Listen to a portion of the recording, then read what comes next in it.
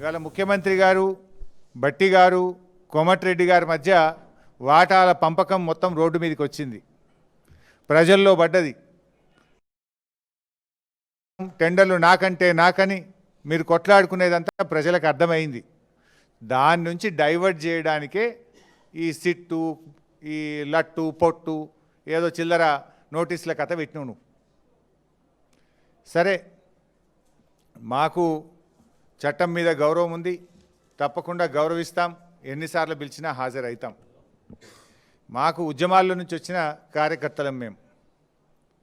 కేసీఆర్ గారి నాయకత్వంలో రాటుదేలిన బీఆర్ఎస్ బిడ్డలం, తెలంగాణ ఉద్యమ కన్న బిడ్డలం. ఉద్యమాలు పోరాటాలు మాకు కొత్త కాదు, అక్రమ కేసులు అంతకంటే కొత్త కాదు, అరెస్టులు అనేటివి మాకు కొత్త కాదు. ఆనాడైనా కేసీఆర్ గారి నాయకత్వంలో వందలాది కేసులు పెట్టిన నిజాయితీగా తెలంగాణ ప్రజల పక్షాన కేసీఆర్ గారి నాయకత్వంలో పోరాడినాం. జైళ్ళల్లో పెట్టిన రెట్టించిన ఉత్సాహంతో తెలంగాణ కోసం పోరాడినాం.